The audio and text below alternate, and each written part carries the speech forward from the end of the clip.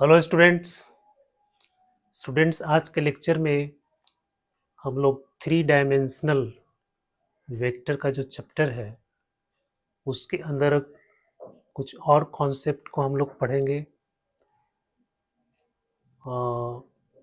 जैसे किसी पॉइंट से प्लेन का डिस्टेंस, ये तो हम लोग पढ़ चुके हैं।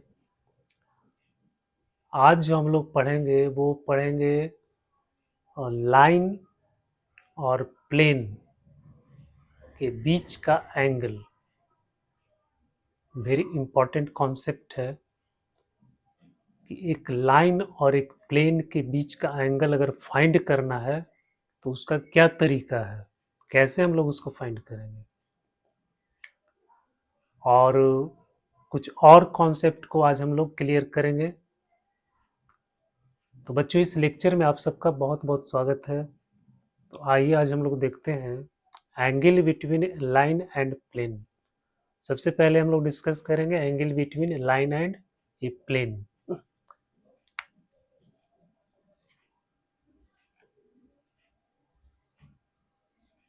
Angle between a line and a plane.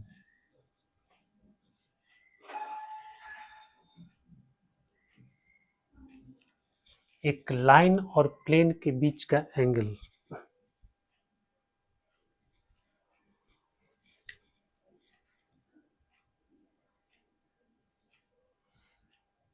जो ये कोई प्लेन है, ठीक है, और ये कोई लाइन है।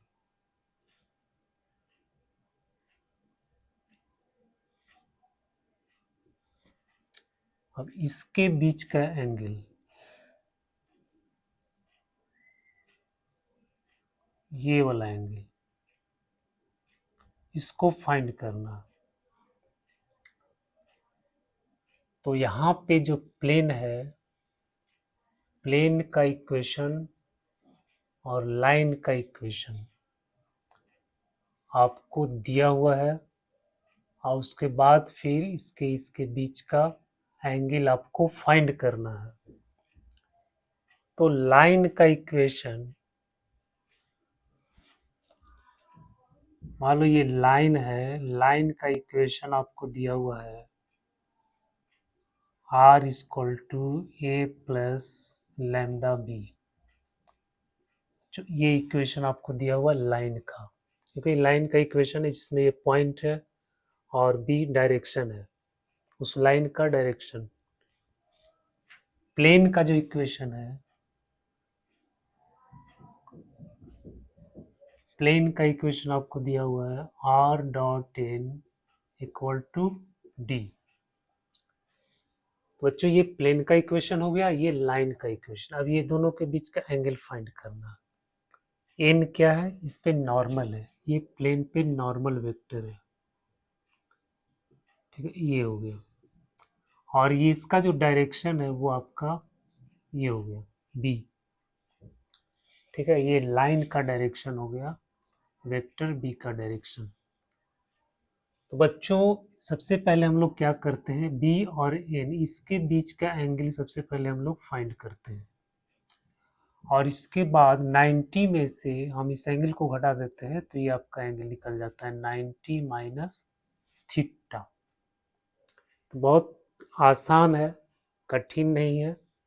बस एन और बी के बीच का एंगल फाइंड करो, उसके बाद फिर उसको 90 में से माइनस कर दो, तो आपको ये लाइन और इस प्लेन के बीच का एंगल आपको पता चल जाएगा। ये एंगल हम लोग कैसे फाइंड करेंगे, तो इसका फॉर्मूला तो हम लोग जानते हैं, cos theta equal to b dot n बट्टा में मोड ऑफ बी और बट्टा में मोड ऑफ एन। ये तो सबको पता है। अब बेटा इससे हम थीटा फाइंड कर लेंगे, और उसके बाद फिर 90 माइनस थीटा, 90 में से फिर इस थीटा को घटा देंगे, तो आपको ये लाइन इसके बीच का एंगल निकल जाएगा। तो अगर हम इसको 90 माइनस थीटा को मान लेते हैं 5, let 90, let phi equal to 90 minus theta. ठीक है, तो देखो साइन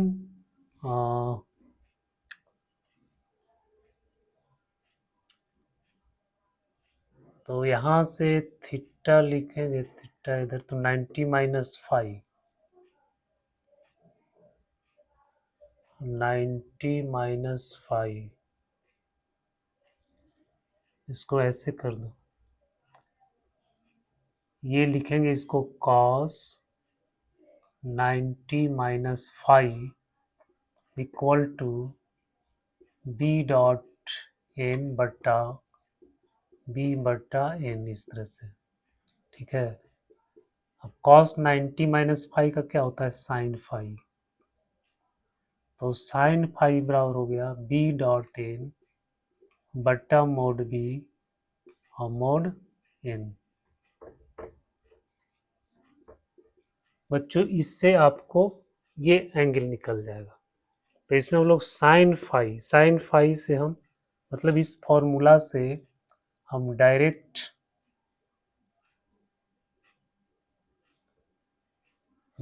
इसका इस एंगल को फाइंड कर सकते हैं। तो उसके लिए sine phi equal to b dot n बटा डॉट बी डॉट एन।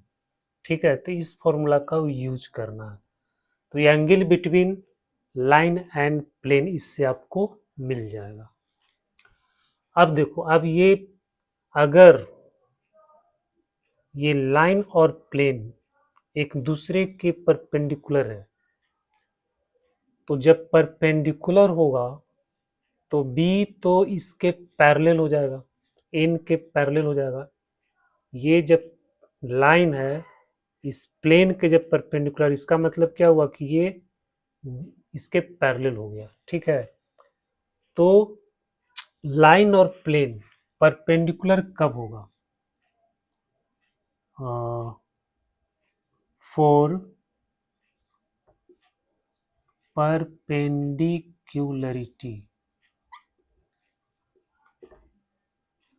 जो परपेंडिकुलर कब होगा, जब बी और एन और बी दोनों क्या हो जाएगा, पैरेलल।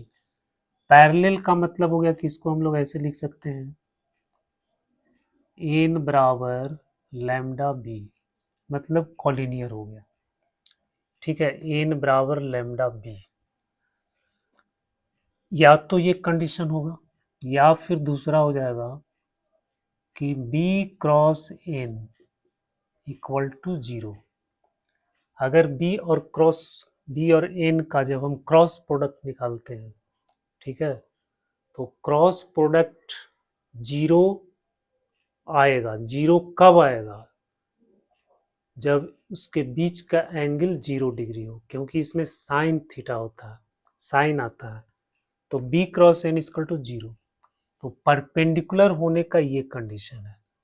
कोई लाइन और प्लेन परपेंडिकुलर कब होगा, या तो एन बराबर एन लैम्डा लैम्डा बी, या फिर b cross n equal to 0। दूसरा है parallel, for to be parallel.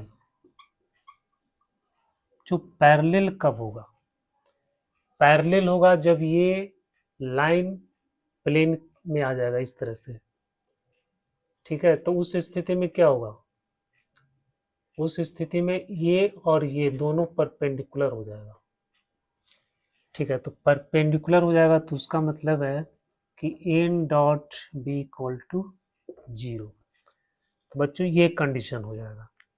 ठीक है, जब n dot b equal to 0, इसका मतलब है कि ये लाइन भी प्लेन के परपेंडिकुलर हो गया। तो ये कॉन्सेप्ट था लाइन और प्लेन के लिए।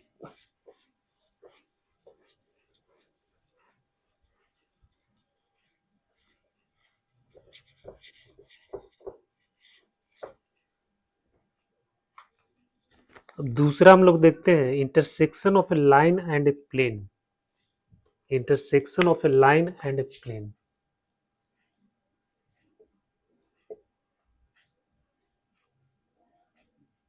Intersection of a line and plane. Intersection of a line and plane. Line आपको दिया हुआ है, प्लेन दिया हुआ है, दोनों का intersection.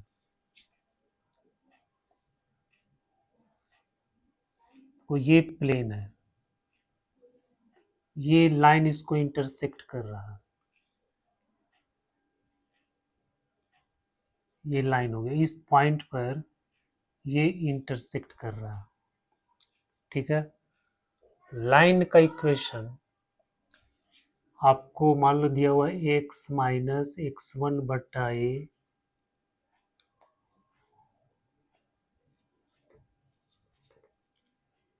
L y minus y1 बटा एम z माइनस z1 बटा एन।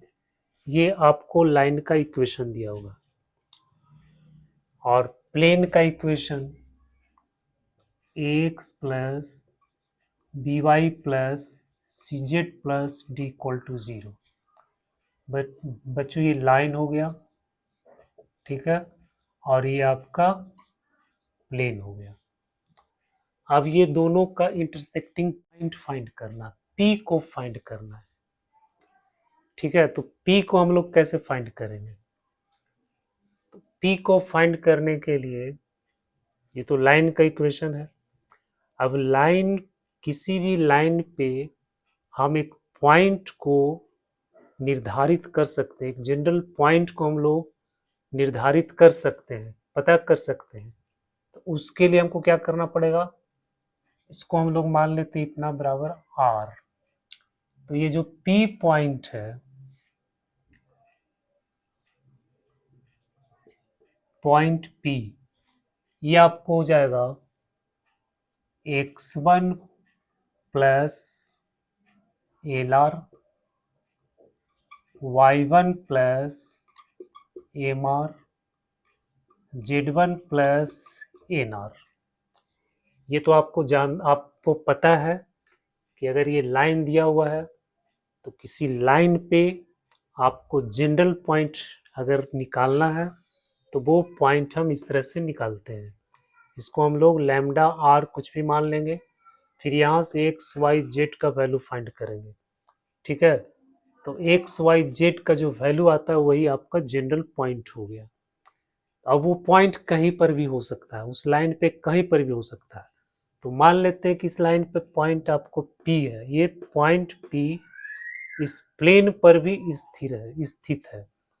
तो ये पॉइंट इस प्लेन को भी सेटिस्फाई करेगा, मतलब ये जो है कौन इसको भी सेटिस्फाई करेगा। तो ये वैल्यू हम इसमें पुट कर देते हैं, तो पुट कर देंगे तो हो जाएगा ए x1 प्लस एल आर, ठीक है, B y1 plus m are, ठीक है, और उसके बाद सी z1 प्लस एन आर और प्लस डी इक्वल टू 0। अब बच्चों क्या करना है, इससे आपको आर का वैल्यू फाइंड करना है। ठीक है, और इस आर का वैल्यू फाइंड करने के बाद हम लोग इसमें पुट कर देंगे, आर का वैल्यू पुट कर देंगे तो आपको ये पॉइंट निकल जाएगा। तो यही है intersection of a line and a plane. तो जब भी आपको सवाल में किसी लाइन और प्लेन का इंटरसेक्टिंग पॉइंट अगर फाइंड करना है तो हम लोग इसी तरह से करेंगे, यही आपका प्रोसेस है, ये आपका तरीका है निकालने का। ठीक है, सबसे पहले क्या करना है, इसमें एक जनरल पॉइंट, मतलब ये पॉइंट फाइंड करना है लाइन से, और इस लाइन को इस प्लेन की इक्वेशन में जो पॉइंट मिलेगा उसको से सेटिस्फाई करवा देंगे और उससे आपको आर का वैल्यू मिल जाएगा। फिर आर का वैल्यू हम लोग इसमें पुट कर देंगे। इसको हम लोग एग्जाम्पल से आगे समझेंगे ठीक से।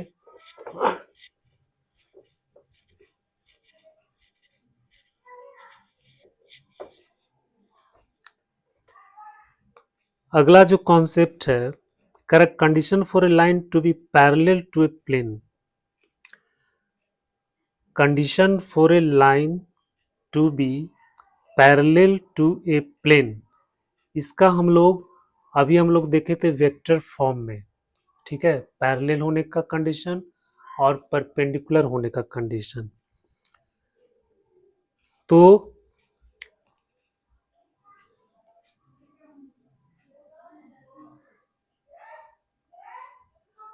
कंडीशन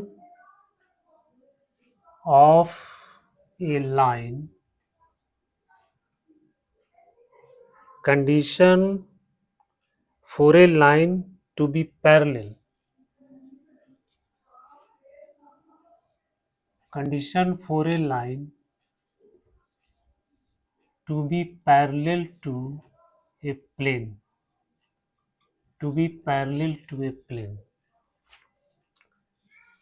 यहाँ पे जो बच्चों आपको दिया हुआ है इक्वेशन ऑफ लाइन, ये लाइन का इक्वेशन है x माइनस एक्स वन बट्टा L, y minus y one बट्टा m, z minus z one बट्टा एम, ठीक है, ये लाइन का इक्वेशन हो गया, ठीक है।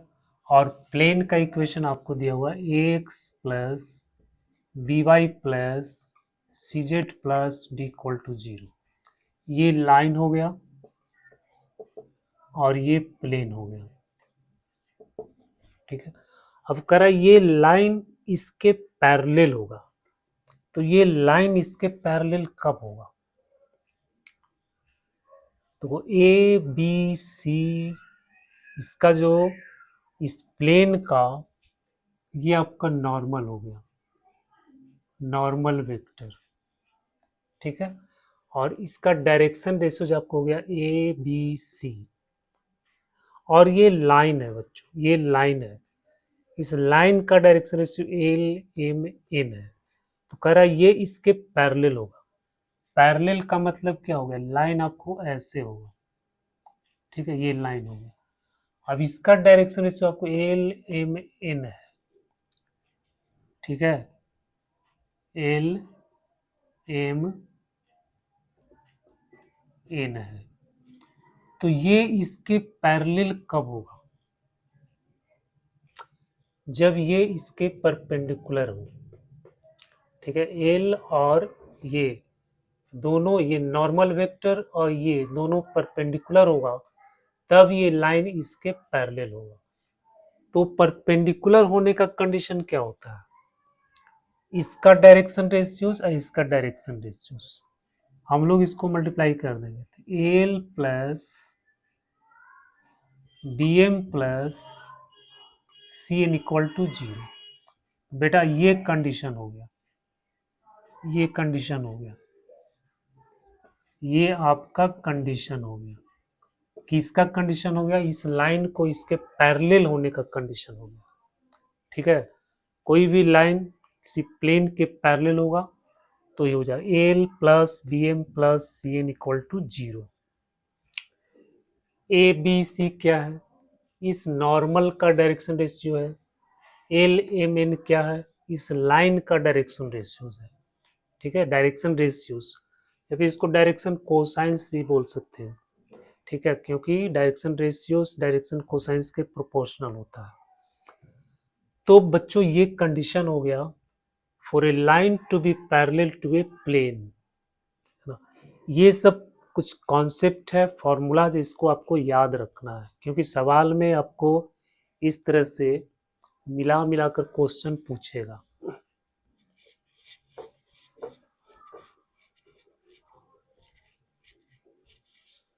अब जो सवाल है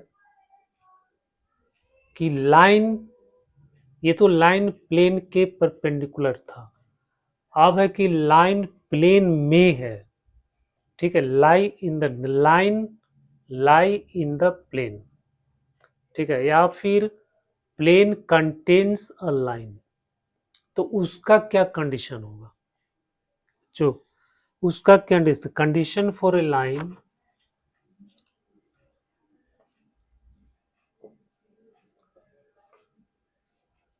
condition for a line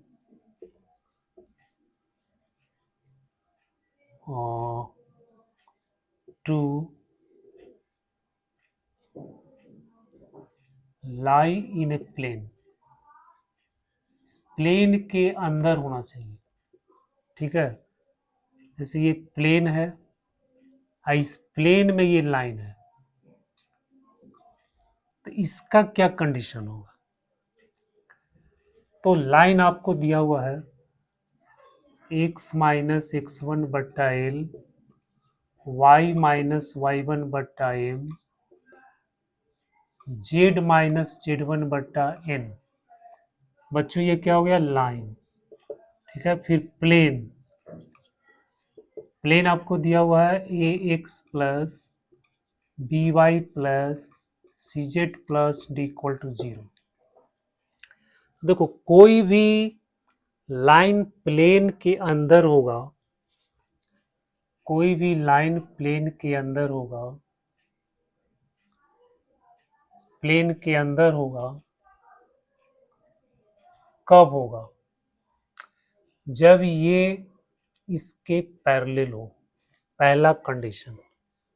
दूसरा, इस पे कोई भी पॉइंट जो वो प्लेन के अंदर हो, मतलब इस लाइन पे कोई भी पॉइंट लेंगे तो वो प्लेन के अंदर होना चाहिए। ठीक है, दूसरा कंडीशन कि ये लाइन इसके पैरेलल होना चाहिए, प्लेन के पैरेलल होना चाहिए। ठीक है, तो ये लाइन इसके पैरेलल कब होगा? अभी उसका हम लोग कंडीशन निकाले थे। पहला कंडीशन था कि ये हो जाएगा a l b m c n बराबर 0। तो ये पैरेलल होने का कंडीशन है, ये लाइन इसके पैरेलल है। दूसरा जो होना चाहिए कि इस पे कोई भी पॉइंट अगर लेंगे तो वो पॉइंट इसको सेटिस्फाई करना चाहिए।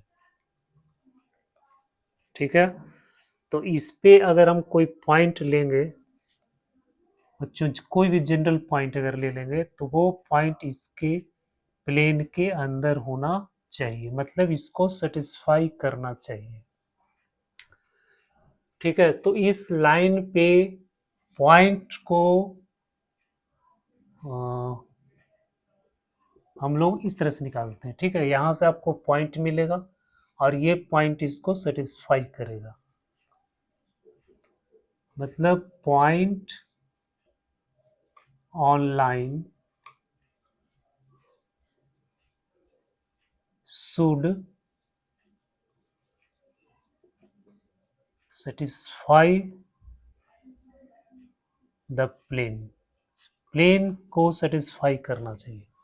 तो जब ये दो कंडीशन होगा तब ये लाइन इस प्लेन के अंदर होगा या फिर प्लेन उस लाइन को कंटेन करेगा।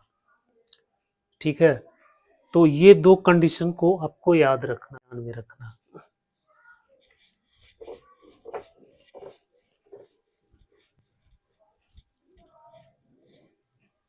इसके बाद है कोप्लानरिटी ऑफ टू लाइंस। दो लाइंस, कोई प्लेन टू लाइंस को कंटेन करता है। बहुत सारे सवाल में आपको मिलेगा कि दो लाइंस प्लेन के अंदर है, दो लाइंस प्लेन, मतलब प्लेन जो है लाइन को कंटेन करता है, या फिर दो लाइन को प्लेनर है। ठीक है, तो कोप्लानरिटी ऑफ टू लाइंस,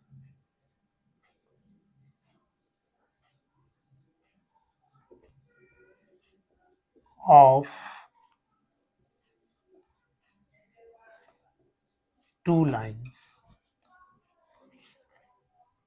बेटा एक इक्वेशन है, इसको मान लेते एक्स माइनस एक्स वन बट्टा ए,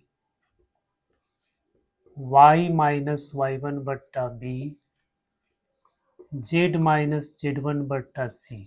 ये लाइन 1 है। ठीक है, लाइन 2,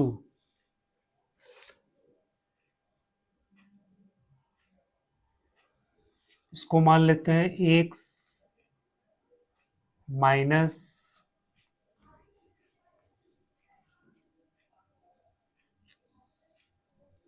ये प्लेन है, ठीक है। और इस प्लेन में अब दो लाइन कोप्लेनर कब होगा? दो लाइन कोप्लेनर कब होगा? जब दोनों लाइन एक दूसरे को इंटरसेक्ट करेगा। हम लोग शॉर्टेस्ट डिस्टेंस के बारे में पढ़ चुके हैं, ठीक है। तो जो शॉर्टेस्ट डिस्टेंस है वो आपका 0 हो जाएगा। दो लाइन अगर इस तरह से है तो एसक्यू लाइन्स हो गया। ये लाइन अगर इसके बीच का जो शॉर्टेस्ट डिस्टेंस है वो अगर 0 हो गया तो क्या वो इंटरसेक्टिंग हो जाएगा। इंटरसेक्टिंग हो जाएगा तो क्या हुआ? कोप्लेनर हो जाएगा, ठीक है। तो दो लाइन कोप्लेनर। अब उसके लिए हम लोगों ने कंडीशन क्या पढ़ा था? ये लाइन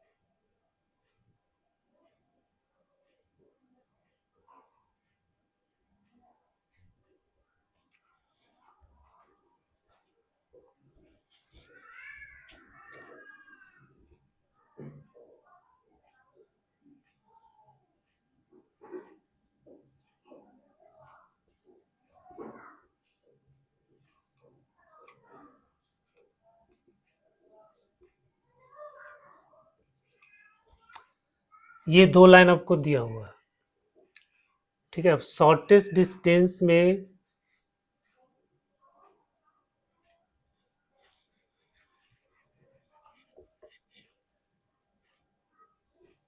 देखो उसमें होता है जो न्यूमरेटर होता है, न्यूमरेटर को हम लोग लिखते हैं x2 माइनस x1, मतलब पॉइंट को घटाया जाता है। y2 minus y1, z2 minus z1, ठीक है। जो फर्स्ट रो है वो आपका डिफरेंस ऑफ पॉइंट है, x2 minus x1, y2 minus y1, z2 minus z1। और उसके बाद फिर नीचे में डायरेक्शन रेशियोज लिखते हैं a1 a2 b1 c1 a2 b2 c2 बराबर 0। तो ये कंडीशन हो गया को प्लानर होने का। ये कंडीशन है दो लाइंस को प्लानर कब होगा? जब ये डिटर्मिनेंट आपको 0 के बराबर हो जाएगा। अब इसको लिखने का ढंग यही है कि a1 b1 c1 second row में लिख दो a1 b1 c1, third row में लिख दो a2 b2 c2, और यहाँ पे जो फर्स्ट रो है उसमें इस पॉइंट का डिफरेंस कर दो x2 minus x1, y2 minus y1, z2 minus z1। तो ये कोप्लानर होने का कंडीशन है।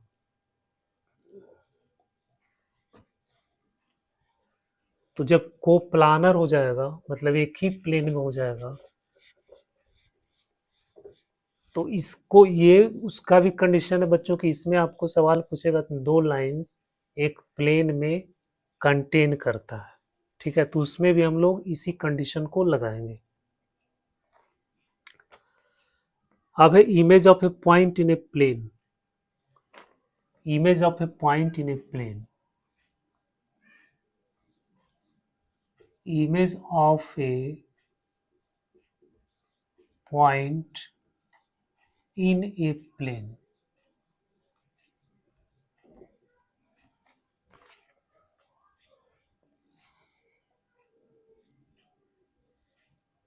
ये कोई आपका प्लेन है, यहाँ पे कोई पॉइंट है P,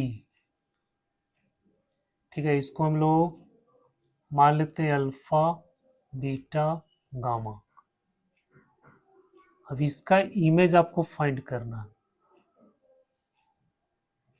ये मान लो Q है तो इसको आपको फाइंड करना। इसको मान लेते हैं x1 y1 z1। मतलब प्लेन को हम लोग मिरर मान लेते हैं और इस पॉइंट का इमेज आपको यहाँ पे बनेगा। तो पॉइंट तो आपको दिया हुआ है, प्लेन भी आपको दिया हुआ है, कह रहा है इसका इमेज फाइंड करना है, और यहाँ पे लाइन इसको इंटरसेक्ट कर रहा है एल पे। ठीक है बच्चों, तब इसमें हम लोग क्या करते हैं, जैसे प्लेन आपको दिया हुआ है, प्लेन आपको दिया हुआ है x plus b y plus c z plus d equal to zero.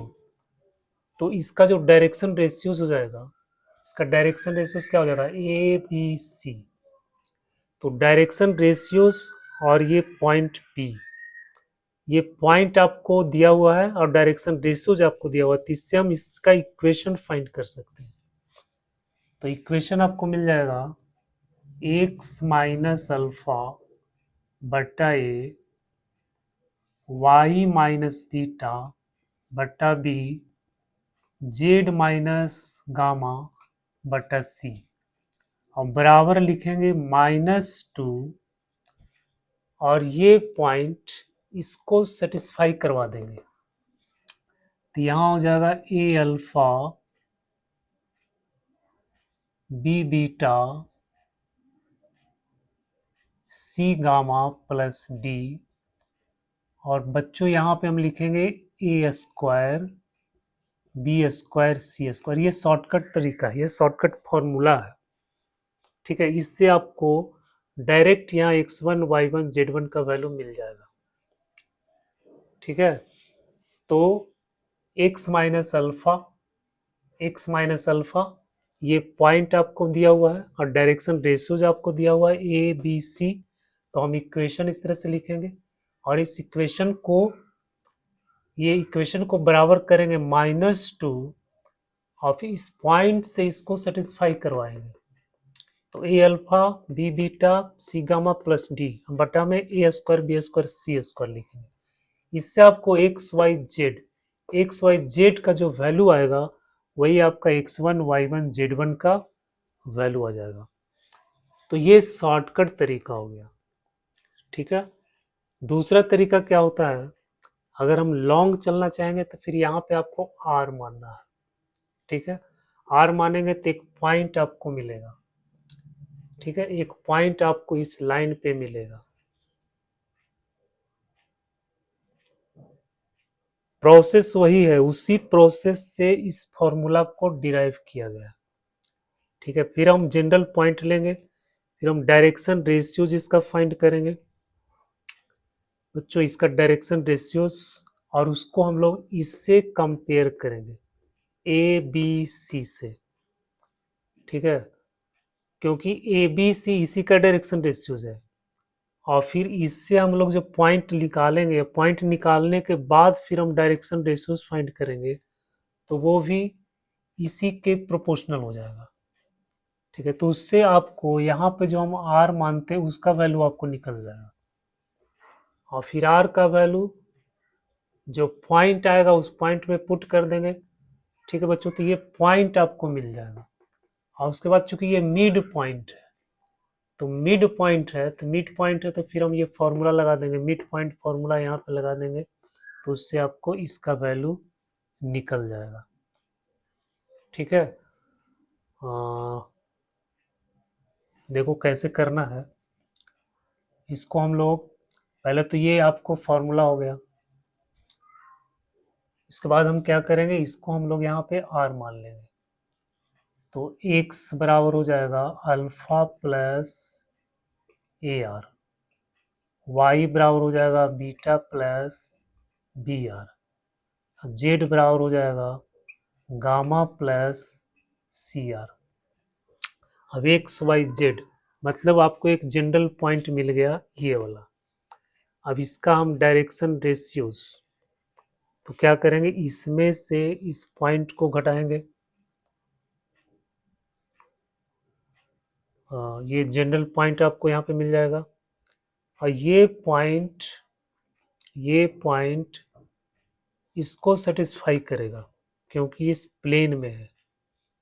अच्छा, तो ये इसको सेटिस्फाई करेगा, तो हम यहाँ से इस वैल्यू को इसमें पुट कर देंगे, तो इसमें पुट करेंगे तो इससे आपको आर का वैल्यू मिल जाएगा। फिर उस आर का वैल्यू इसमें पुट करेंगे तो आपको एक्स वाई जेड मतलब इसका वैल्यू फिर मिल जाएगा। और उसके बाद फिर हम मिड पॉइंट का जो फॉर्मूला है इतना प्लस इतना बटा 2 बराबर इतना, और उससे फिर हम इस पॉइंट को फाइंड कर लेंगे।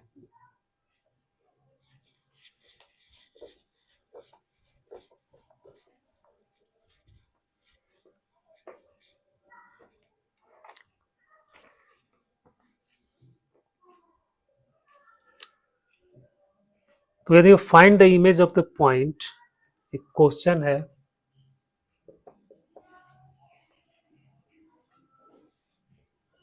Find the image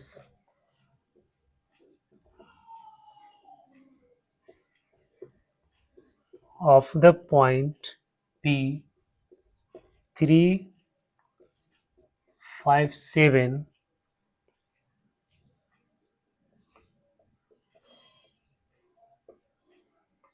in the plane 2x plus y plus z equal to 0। चुका रहा इस प्लेन में इस पॉइंट का इमेज फाइंड करना, तो हम लोग वही प्रोसेस लगाएंगे। ये तो डायरेक्ट अगर फाइंड करना है तो डायरेक्ट, तो कोई ये पॉइंट है और डायरेक्शन रेशियोज आपको कितना मिलेगा 211। जो नॉर्मल है, नॉर्मल का डायरेक्शन रेशियोज आपको इतना मिलेगा और पॉइंट आपको इतना मिलेगा, मतलब ये हो गया, ये नॉर्मल है, नॉर्मल का डायरेक्शन रेशियो 211 हो गया और यहाँ पे पॉइंट आपको मिल रहा है 357।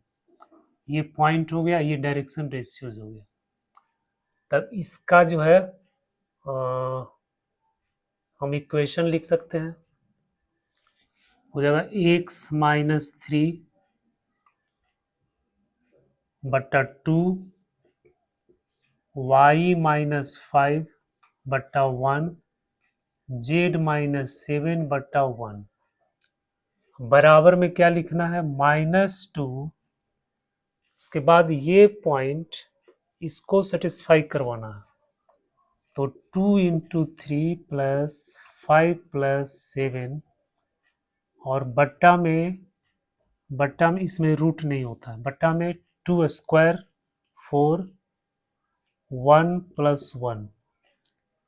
अच्छा यहाँ पे डी नहीं है, ठीक है, तो 5 3 दूनी 6 6 5 11 11 और 7 18, तो -2 इंटू 18 और बट्टा में हो गया यहाँ पे 9 6 6 18 बच्चे हो गया -6। अब हम x का वैल्यू यहाँ से निकाल सकते हैं, x बराबर -12 प्लस 3 बराबर हो गया -9, y बराबर -6 प्लस 5 इक्वल टू हो गया -1, z बराबर -6 प्लस 7 इक्वल टू हो गया 1। तो यही आपको इमेज मिल गया। नहीं सॉरी, कौन सा point, image of the point P, ये आपका इमेज यहाँ पे मिलेगा इधर में, ठीक है। यहाँ पे आपको इमेज मिल गया कितना -9 -1 और 1, ये इमेज मिल गया। तो इससे हम फॉर्मूला से डायरेक्ट इस तरह से निकाल लेंगे।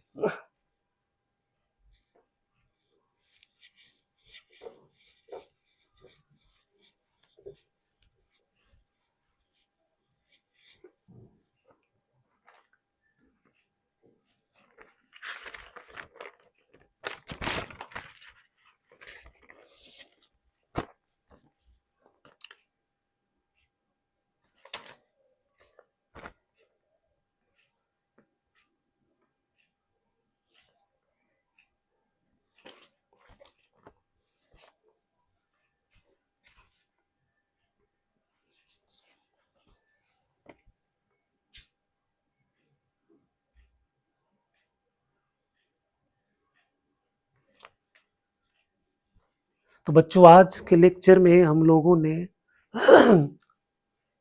कुछ इम्पोर्टेंट कॉन्सेप्ट को डिस्कस किया। अब हम लोग नेक्स्ट वीडियो में प्रैक्टिस करेंगे। जितना भी 3D का वेक्टर का जो सवाल है, बहुत सारे सवाल को हम लोग करने वाले हैं। तो आप मेरे साथ प्रैक्टिस कीजिएगा, इससे आपको बहुत फ़ायदा होगा, क्योंकि प्रैक्टिस बहुत ज़रूरी है। इस वीडियो को देखने के लिए आप सबको बहुत बहुत धन्यवाद।